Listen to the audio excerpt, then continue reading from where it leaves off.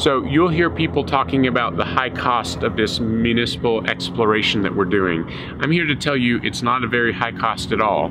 So the amount that we've spent so far is about 14 million.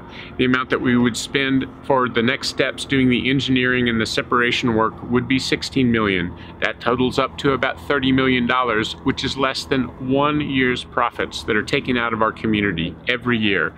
The scale to understand here is that the revenues generated on the electrical system are about $150 million a year. That's what would now be the cash flow that we would use to fund the startup and the ongoing operations. And all the math the city has done with expected startup costs are that our rates would be at parity or lower than Excel's going forward, even with the changes in costs that we've been told by the Public Utilities Commission. So this stands to be good for rates now, but great for rates once the startup costs are paid off. A typical municipal electric utility has rates that are 15% below investor-owned electric utilities. Winter Park, Florida, municipalized 10 years ago.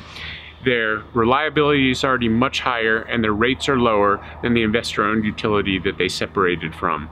This is the kind of model that we want going forward, so that we can emulate Longmont and use our electric utility to bring us broadband, and we can emulate Fort Collins to have reliability that's 5 times better than what we have today. We want to have new business models available on our grid, which do the transactive energy, but they also allow new technologies to couple to the grid and see if they will work with the grid going forward, and to qualify them to be part of our grid. So it will stimulate the economy in the clean energy sector. It will improve reliability, it will reduce rates.